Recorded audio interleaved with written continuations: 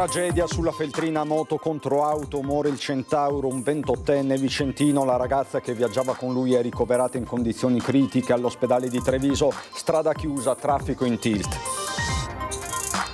La fuga dai carabinieri, lo schianto a Sant'Andrea di Castelfranco, dove ha perso la vita un 27enne alla guida il cugino con precedenti e patente revocata. Spunta l'ipotesi della gara di velocità. Sotto shock i familiari di Simone Stepic, in silenzio i genitori, a parlare gli zii che raccontano di un padre premuroso e legato ai suoi 3 figli. Il ragazzo era seguito dai servizi sociali. Albettone, comando di ladri, assalta la villa di famiglia del consigliere Gio Formaggio, la sorella minacciata con un coltello. Siamo armati, il messaggio di Formaggio che li ha anche inseguiti. L'omicidio di Francesco Favareto, chiuse le indagini, la difesa è pronta a chiedere nuovi accertamenti medico-legali. L'istanza di una perizia è stata già accolta dalla giustizia minorile. Montebelluna invasa dalle penne nere per il gran finale del raduno sezionale di Treviso. In città migliaia di presenze tra orgoglio e spirito di servizio.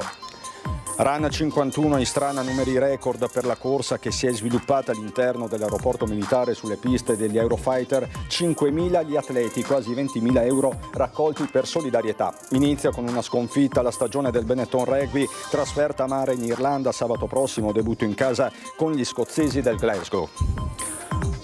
Oltre 40 anni di storia della musica italiana, Pala Verde, sold out per il concerto di Loredana Bertè. L'icona del rock incanta il pubblico di Treviso, dalle canzoni del passato alle hit del presente. Bentrovati, buonasera telespettatrici, telespettatori di Antenna 3, la cronaca in primo piano per questa edizione trevigiana dei nostri telegiornali. Subito a Pederobba sulla Feltrina, perché dobbiamo raccontarvi dell'ennesimo incidente letale sulle strade della Marca trevigiana, un'auto contro una motocicletta. C'è una vittima, un giovane Centauro 28enne della provincia di Vicenza, ma ci racconta tutto la nostra Edi Caliman, che si trova sul posto con Simone Merlo. Buonasera Edi. Buonasera Cristian, anche da parte di Simone Merlo che sta curando la parte tecnica di questo collegamento. Ci troviamo nella strada Feltrina, strada che collega direttamente al Vicentino. L'hai detto tu, un giovane 28enne originario di Tiene a perdere la vita sulla sua 2 ruote, con cui stava facendo un giro in queste zone che sono solite essere percorse proprio dagli amanti della moto. Dietro di sé aveva la sua fidanzata, una ragazza che ora è ricoverata all'ospedale Cafoncello in gravissime condizioni. Prognosi che resta riservata, è stata trasportata al Cafoncello di Treviso con l'elisoccorso. Strada Feltrina che ancora una volta è teatro di fatti di cronaca tragici, in questo caso l'ennesimo giovane a morire sulle strade. Parliamo della dinamica. La dinamica, secondo le prime ricostruzioni, come vedi, l'incidente è avvenuto intorno alle 16:30 e ancora sono in corso le rilevazioni dei carabinieri, polizia stradale che è intervenuta per prima, la polizia per il verbale del signore che era alla guida della Golf, che proveniva dalla direzione sostanzialmente del Vicentino verso il Trevigiano, verso il centro di Pederobba sostanzialmente, quando ancora per cause da accertare pare un colpo di sonno. Ovviamente tutto questo è da prendere con le pinze, non sono ancora appunto certe le dinamiche. Ha invaso la corsia dove si trovavano i 2 ragazzi in moto e lo schianto è avvenuto frontalmente. Non so se stiamo mandando in onda le immagini che raccontano insomma i mezzi, la distruzione dei mezzi e quindi il violento impatto che l'incidente ha provocato, provocando appunto poi la morte di questo giovane 28enne di cui ancora non possiamo rivelare le generalità, e questo è quanto accaduto. Si sa che al momento appunto sulla moto erano in due, pare anche sull'auto che proveniva appunto dalla zona del Vicentino verso Pederobba, e il guidatore è trevigiano, è originario proprio della provincia di Treviso, probabilmente stava tornando a casa dopo un pranzo qui sulle montagne. Questo è il bilancio, ancora non è noto appunto la dinamica esatta esatta. Quello che vi possiamo restituire in questo momento, vi possiamo dire che sul posto sono intervenute la protezione civile, la polizia di Stato, polizia locale che sta eseguendo i rilievi di legge per appunto accertare la dinamica dell'intervento, i carabinieri, perché parliamo di una strada veramente trafficata, Cristian, lo sanno tutti quelli che ci ascoltano, la Feltrina che sempre ritorna in primo piano sulla questione della sua sicurezza. Siamo appena dopo, per dare un po' un orientamento a chi ci ascolta, appena dopo al cementificio Rossi, dove si cominciano a snodare alcune curve. La strada è stata chiusa prima dell'incidente verso il centro di Pederobba per circa 3 km, interdetta al traffico proprio per consentire in sicurezza i rilievi di legge. Il corpo del ragazzo è stato portato via dopo circa 2 ore dall'incidente dalla sezione della Polizia Mortuaria e della Protezione Civile. Rilievi dunque ancora in corso, e Cristian, se non hai domande, da Pederobba, dalla strada Feltrina con Simone Merlo ti restituisco la linea. Grazie Edi, a te Simone Merlo per tutti questi aggiornamenti. Noi ritorniamo su un'altra tragedia, quella che vi abbiamo raccontato ieri sera, sempre in presa diretta alle porte di Castelfranco, a Sant'Andrea, oltre il Muson, la fuga di quell'auto che stava fuggendo dai carabinieri, lo schianto appunto in via Cervana, Sant'Andrea, oltre il Muson. In quello schianto ha perso la vita un 27enne castellano, Simone Stepic. Alla guida c'era il cugino con precedenti e patente revocata. Spunta anche una ipotesi, quella della gara di velocità. Sul luogo dello schianto quello che resta è il terreno sfregiato dal tracciato dell'auto. Un boato tremendo, poco dopo le 18, sentito dai residenti delle case vicine che popolano via Cervana, Sant'Andrea, oltre il Muson. Il 37enne alla guida della Ford Fusion senza patente, cugino della vittima, aggravato da precedenti penali per lesioni, residente a Lucca, aveva l'obbligo di firma in questura, dove non si presentava da 3 giorni. In corso le indagini dei carabinieri per accertare non solo la dinamica dell'accaduto, ma anche le motivazioni che hanno portato i due a sfrecciare ad alta velocità in una strada secondaria. Velocità che ha fatto perdere il controllo dell'auto e provocato lo schianto fatale per il 27enne Simone Stepic. Sono ancora molti i nodi da sciogliere sulla vicenda. Entrambi i pluripregiudicati, provenienti da una famiglia di origine rom e di tradizione giostraia, il 37enne, rimasto gravemente ferito dallo schianto incastrato tra le lamiere, potrebbe essere ora indagato con l'accusa di omicidio stradale, oltre che per non essersi fermato all'alte dei militari dell'Arma e fuggito ad alta velocità. Inizialmente era trapelata l'informazione, poi rivelatasi infondata, che i due stessero scappando dalla pattuglia perché reduci da un furto. Più probabile la pista della gara di velocità con un'altra auto. Tutto al momento resta da appurare. I militari dell'Arma stanno infatti scandagliando le immagini delle telecamere di videosorveglianza per accertare la dinamica dell'accaduto. Sul posto, subito dopo lo schianto, un'operatrice sociosanitaria che abita poco distante. Da subito la situazione l'abbiamo vista che non era delle migliori.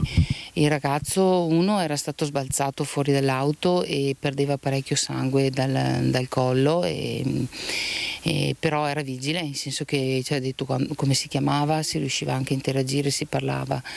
Mentre poi quando ho fatto il giro della macchina e sono andata a tastare il polso dell'altro, si era capito subito insomma che era morto. Lui inizialmente ha cominciato a dire che aveva molto caldo e noi abbiamo cercato di tranquillizzarlo, poi dal caldo è passato al freddo perché appunto il sangue le stava uscendo abbondante, e poi che era stanco, voleva dormire, e noi abbiamo cercato di tenerlo vigile insomma proprio per cercare di non perderlo. È arrivata l'ambulanza e allora un po' ci siamo suddivisi i compiti. Allora il tecnico, radiologo, aveva la flebo in mano perché c'è stata subito la necessità di idratarlo perché aveva perso parecchio sangue.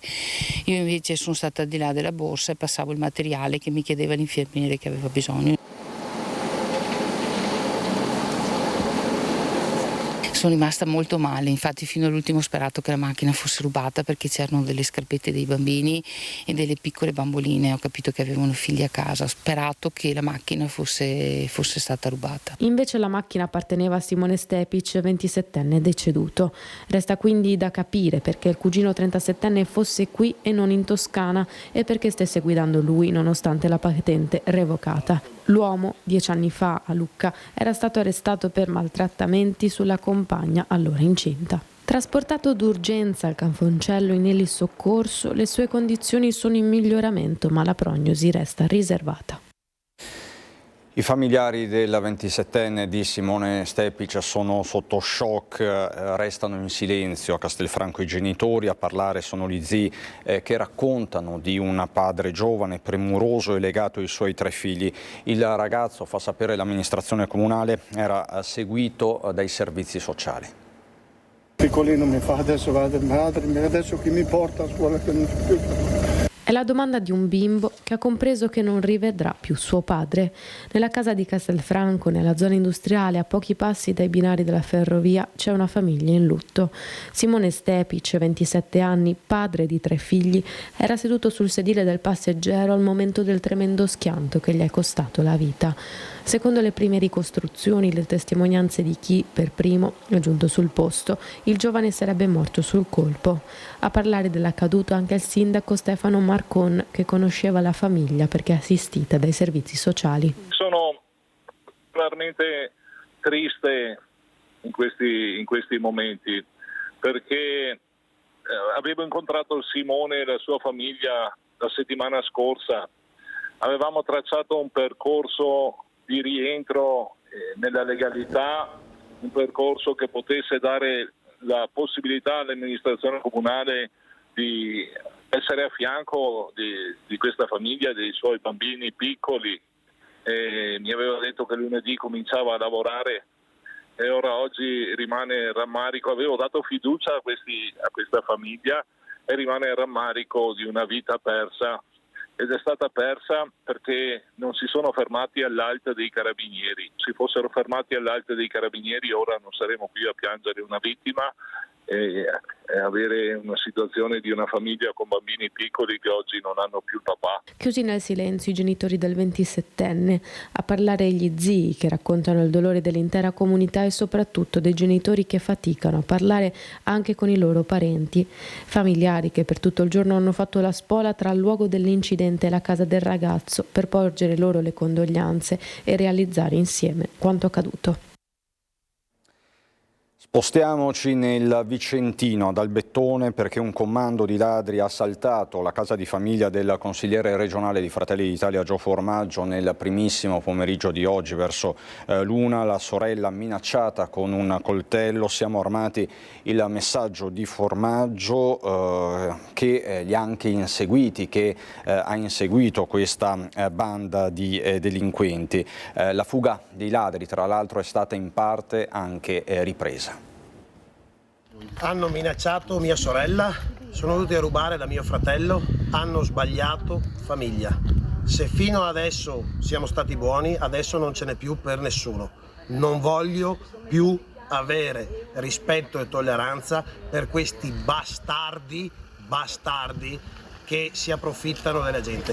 È durissima la reazione del consigliere regionale Gio Formaggio, subito accorso a casa della sorella, rapinata da una banda di ladri. È il primo pomeriggio, sono circa le 13 ad Albettone, quando 4 uomini a volto coperto entrano nell'abitazione. Poco prima la donna si era insospettita vedendo un'auto parcheggiata nelle vicinanze e si era messa in allerta. Con lei i familiari. Tutto si sarebbe consumato in pochi attimi, con i delinquenti che una volta in casa hanno trafugato 500 euro in contanti e gioielli. A sorprenderli un altro fratello con la donna che reagisce rincorrendoli per strada. Le grida, la concitazione e poi l'inseguimento non sono passati inosservati. La sorella di Formaggio, che vedete vestita di bianco, a un certo punto viene anche affrontata da uno dei ladri in fuga che tenta di minacciarla con un cacciavite. Si tratterebbe di 4 soggetti di origine nordafricana, indagano le forze dell'ordine, mentre dal consigliere regionale di Fratelli d'Italia, già sindaco battagliero proprio di Albettone, parte un messaggio inequivocabile.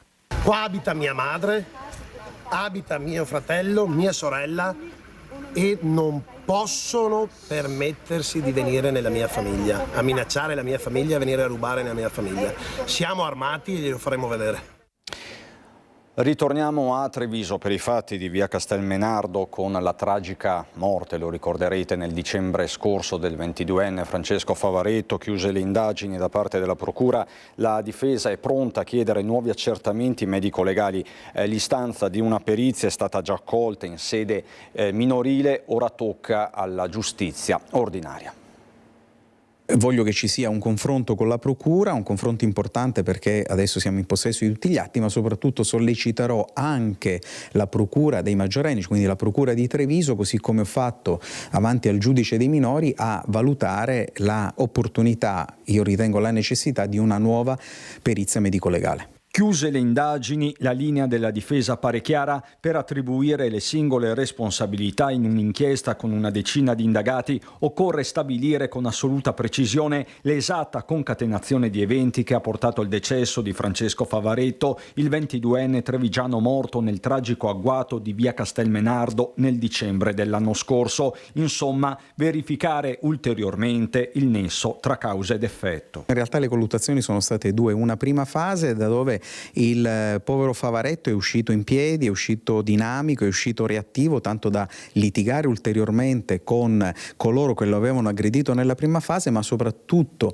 con coloro che poi successivamente hanno inferto il colpo al collo che ha determinato lo stramazzare al suolo di Favaretto praticamente esanime. L'avvocato trevigiano Fabio Crea assiste due dei giovani alla sbarra, uno maggiorenne e l'altro minorenne di 15 anni appena. Per quest'ultimo la richiesta di un accertamento medico-legale è stata già accolta dal giudice dell'udienza preliminare. L'inchiesta però procede su due binari paralleli, giustizia minorile da un lato, ordinaria dall'altro. Quanto al maggiorenne, Crea intende chiedere al più presto un interrogatorio.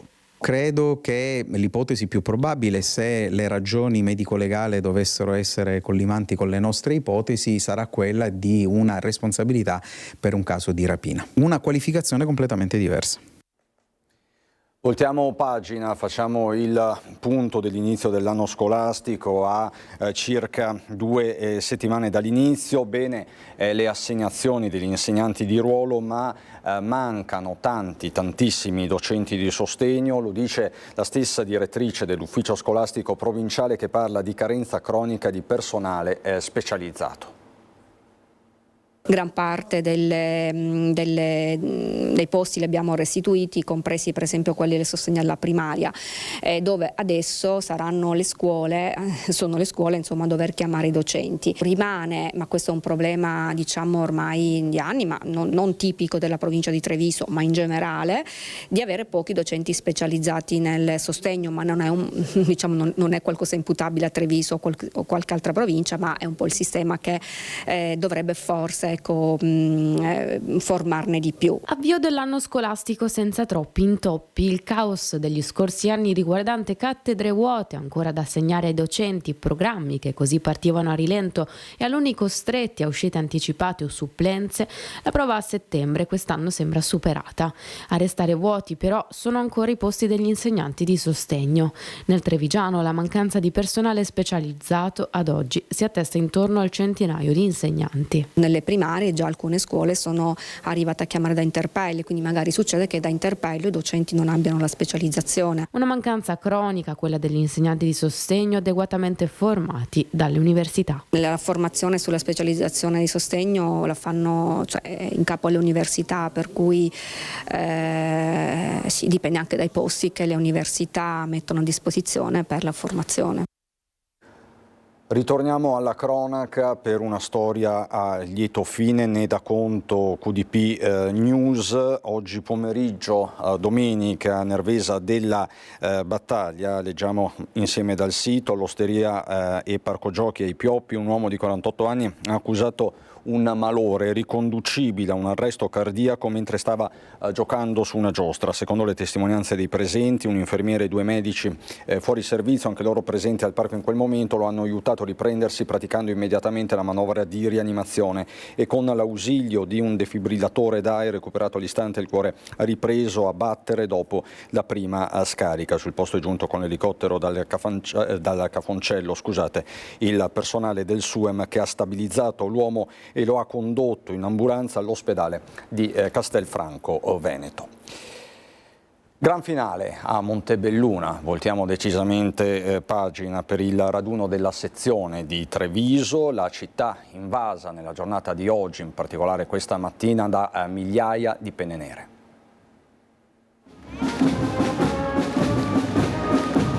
È una città orgogliosamente alpina, quella che abbraccia le penne nere della Marca. In migliaia si sono riversati in città per il gran finale del raduno sezionale organizzato dai gruppi di Biadene e Montebelluna. Un lungo viaggio fatto di eventi e tante iniziative tra passato e presente, storia e solidarietà. Un modo anche per celebrare il centenario dell'ossario di Santa Lucia, il più piccolo sacrario militare d'Italia. Giorni d'impegno, come sottolinea il presidente dell'ANA di Treviso, Franco Giacomini. La cosa che voglio fare è soprattutto ringraziare chi ha organizzato, quindi i due gruppi, i capigruppo e i loro collaboratori, perché è stato un esempio di lavoro di squadra e come sempre quando le forze si uniscono i risultati sono sempre ottimali. Voglio esprimere veramente il mio profondo ringraziamento al gruppo alpini di Biadene, al gruppo alpini di Montebelluna, a tutti coloro i quali hanno organizzato questa manifestazione, alla sezione di Treviso, non dimenticando anche il lavoro di cesello compiuto dai cerimonieri. Viva l'Italia, viva gli alpini, siamo qui, alpini esempi di solidarietà che siano di esempio anche oggi per la nostra comunità montebellunese. Orgoglio sì, ma anche operatività. Tante le fasce tricolori che hanno accompagnato il corteo a dimostrare l'alleanza quotidiana tra enti e alpini. Da parte della Regione Veneto un ringraziamento a tutti gli alpini per ciò che rappresentano, ma soprattutto per il grande lavoro che fanno sul territorio, perché ricordiamoci che molta protezione civile è gestita dai nostri alpini. Quando c'è bisogno gli alpini rispondono sempre presenti e in queste occasioni l'invito che faccio è alla cittadinanza di scendere in strada ad applaudire e a ringraziare le penne nere, perché dobbiamo sempre pensare cosa sarebbero le nostre città, le nostre comunità senza alpini, ma per fortuna ce li abbiamo, teniamoceli stretti e ringraziamoli.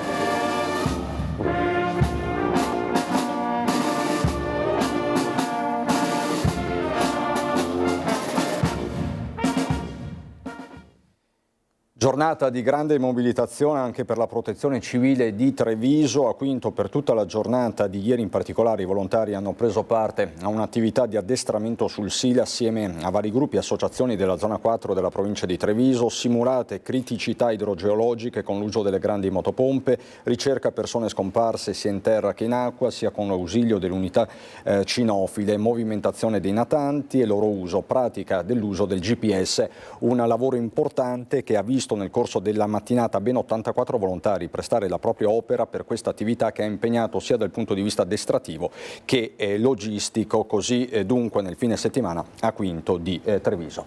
Adesso a Istrana per una giornata da record per la corsa che si è sviluppata all'interno dell'aeroporto militare.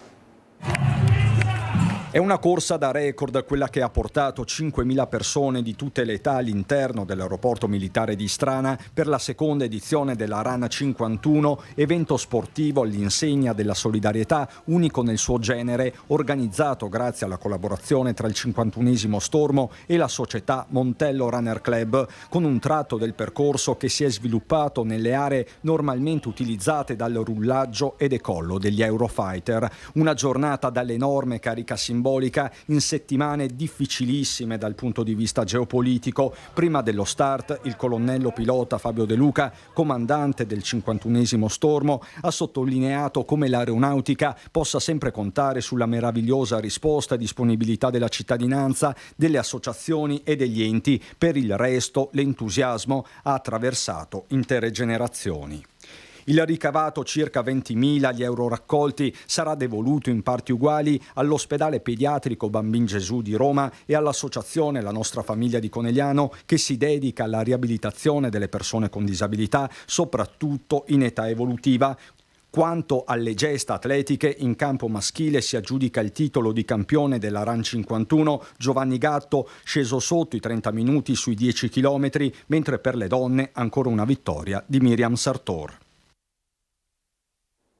E a proposito di sport, inizia con una sconfitta la stagione del Benetton Rugby, trasferta a mare in Irlanda. Sabato prossimo debutto in casa con gli scozzesi del Glasgow, ma ci racconta tutto Federico Fusetti. Esordio amaro per il Benetton, che nella prima giornata di United Rugby Championship perde in trasferta per 26-15. Gli avversari, gli irlandesi del Connacht, sono più solidi e concreti. I leoni di McRae mostrano già una buona condizione, ma non basta nello splendido stadio di Galway. 4-2 il bilancio finale, ma va detto che a un minuto dalla fine gli irlandesi vincevano per 26-8, prima della meta, proprio allo scadere, di Gallagher.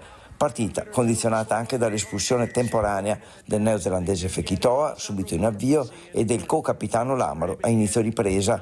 Il momento migliore in avvio del secondo tempo, quando sul 12-3 per i padroni di casa una combinazione tra Lamaro, Menoncello e Lainag finisce in meta per il 12-8, ma i leoni non sanno approfittarne. Il momento buono scivola via e il Connacht segna altre 2 mete, chiudendo di fatto la partita.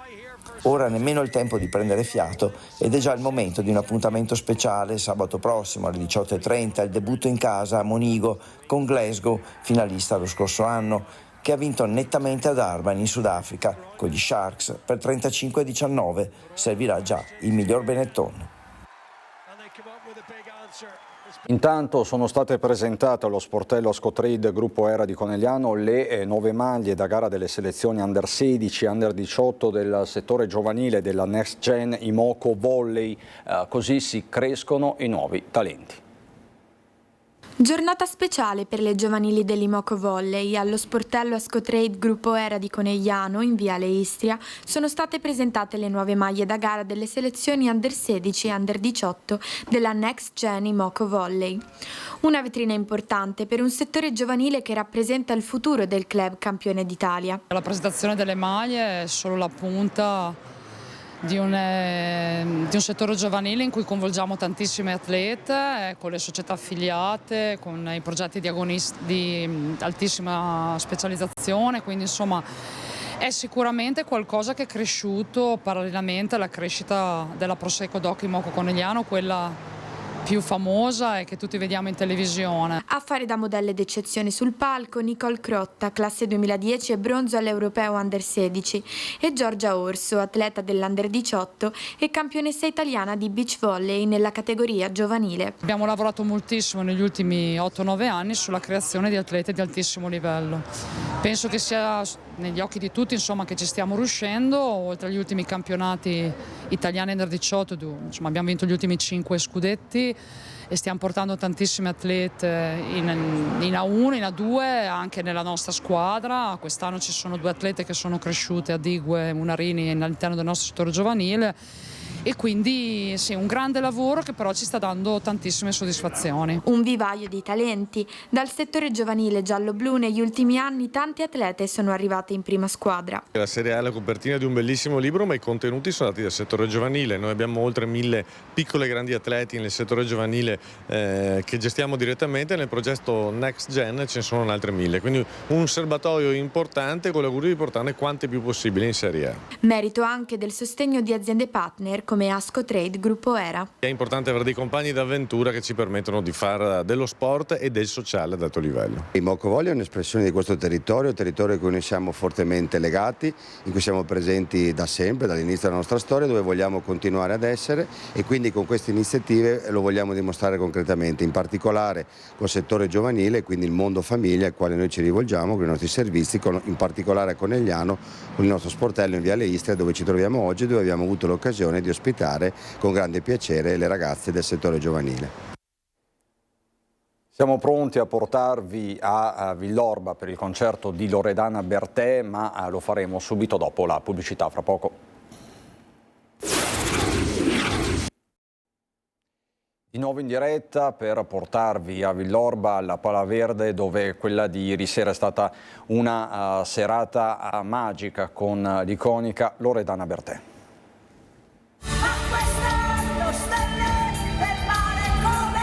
I iconica, irriverente, dolce e potente. Una serata da tutto esaurito al Palaverde di Villorba per il concerto di Loredana Bertè.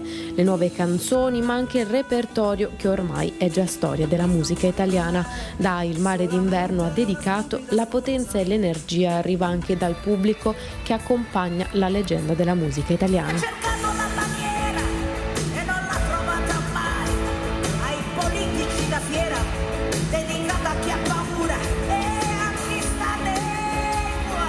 Un tempo sospesa per aver indossato una minigonna, ora ne fa la sua bandiera.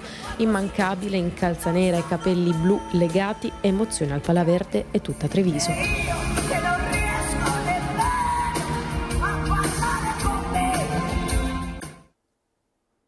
Ancora musica, ma adesso vi parliamo di musica barocca, così al Teatro del Monaco di Treviso.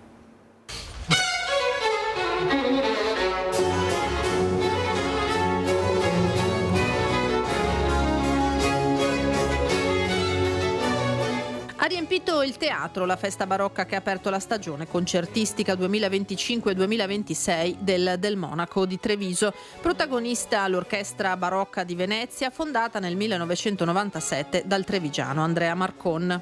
Primo evento in collaborazione con Antica Vox, un grande ritorno della musica barocca e quindi una festa barocca. Un grande ritorno in città anche di Andrea Marcon, del grandissimo maestro Andrea Marcon, trevigiano, una delle tante eccellenze importanti a Treviso, che parlandoci prima e scambiandoci due idee, era 15 anni che non suonava in questo teatro, quindi è una cosa importante.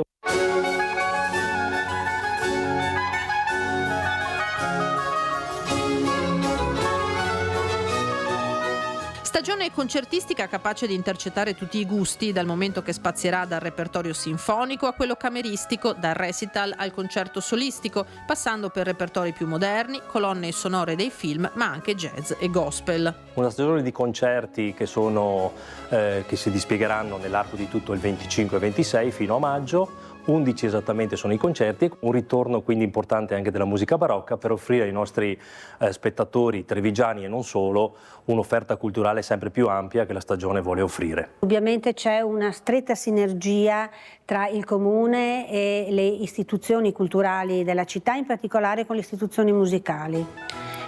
Si conferma Treviso città della musica, quindi un invito a tutti i trevigiani e non solo, anche ai tanti turisti che in questo periodo affollano la città, di frequentare e di venire ad assistere a queste rappresentazioni.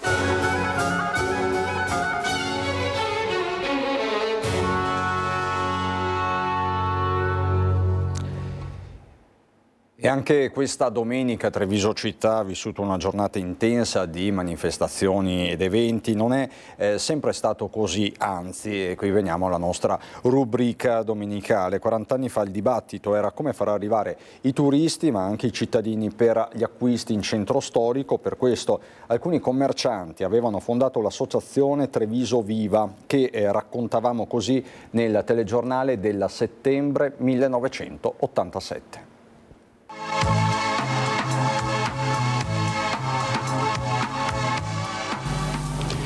Treviso Viva, il consorzio cittadino nato qualche mese fa, costituito per lo più da operatori, esercenti, commercianti e negozianti di Treviso e che ha come obiettivo principale quello di rendere il capoluogo della Marca più vivibile e a misura d'uomo, Treviso Viva, dicevamo, presenterà stasera alla Giunta Comunale un ambizioso e qualificato progetto formato da 4 proposte che affrontano in modo organico i problemi della viabilità e del traffico, in particolare nel centro storico. In sostanza le proposte riguardano lo snellimento del traffico nella viabilità territoriale, in quella extraurbana ed urbana, e la quarta proposta, un esempio di arredo urbano. Quelle che sono le nostre intenzioni sono quelle di dare un appoggio alla Giunta, agli amministratori. Non è che noi vogliamo dare delle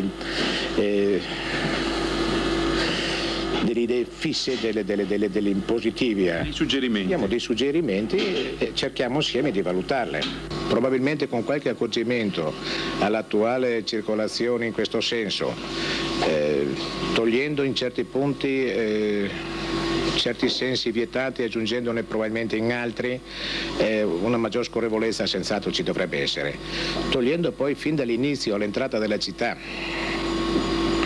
le macchine che non sono interessate agli interessi della città, così come traffico vediamo ai punti cardinali tipo l'Estiore o la stazione oppure la Porta Carlo Alberto. Ce ne sono dei punti di collegamento fra nord e sud che creano dei notevoli problemi di intralcio al traffico, e quindi ecco la nostra proposta è già dare una certa snellezza, una certa priorità allo scorrimento del traffico esterno, poi dare naturalmente con una certa priorità, e questo veramente ce lo auguriamo sia fatto con una certa fretta, dei parcheggi piuttosto capienti per tutta quella gente che chiaramente non può lasciare la macchina lontanissimo dalla città. Le proposte sono state stese da un gruppo di ingegneri ed architetti di Treviso con la collaborazione di Ciro Perusini, un lavoro abbastanza complesso e delicato per redare il quale ci è voluto un anno.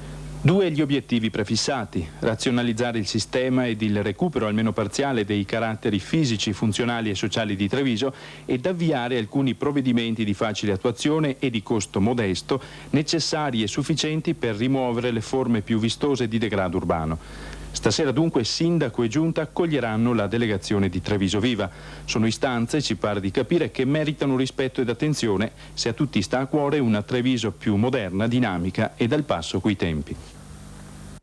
Così dunque nel 1987, io in ultima battuta vi ricordo la notizia di apertura di questo telegiornale, lo schianto che si è registrato nel pomeriggio poco prima delle 17 in Feltrina, sulla strada regionale Feltrina. Siamo sul territorio di Pederobba, all'altezza, per intenderci, della Cementi Rossi. Ci siamo collegati in apertura di questo telegiornale con Edi Caliman e Simone Merlo sul posto. Qui sono intervenuti i vigili del fuoco, gli operatori del SUEM 118, i carabinieri, la polizia stradale, la polizia locale, insomma una vera e propria mobilitazione. La dinamica è ancora al vaglio delle forze dell'ordine. Quello che si sa è che la moto guidata da un 28enne vicentino è finita contro una Volkswagen Golf condotta da un trevigiano che, secondo le prime ricostruzioni, avrebbe invaso la corsia di marcia opposta viaggiando in direzione Pederobba e andando a impattare frontalmente contro la moto. Prima Edi Caliman ci ha parlato di un possibile colpo di sonno, ma appunto tutto è in evoluzione. La squadra dei pompieri arrivati dal distaccamento di Montebelluna ha messo in sicurezza i mezzi e prestato soccorso alle persone coinvolte. Nonostante la tempestività di questo intervento, il 28enne alla guida della moto, originario di Thiene, ha perso la vita sul colpo. Molto grave, gravissima la ragazza che era con lui, 22enne, è stata portata all'ospedale di Treviso con l'elisoccorso, e questo a nemmeno 24 ore di distanza dall'incidente in cui ha perso la vita nelle appunto condizioni in cui vi abbiamo parlato questa sera, il 27enne castellano Simone Stepic. Insomma un weekend nero per la marca trevigiana. È tutto, vi ringrazio davvero per l'attenzione. Subito dopo la sigla c'è il meteo. Buona serata.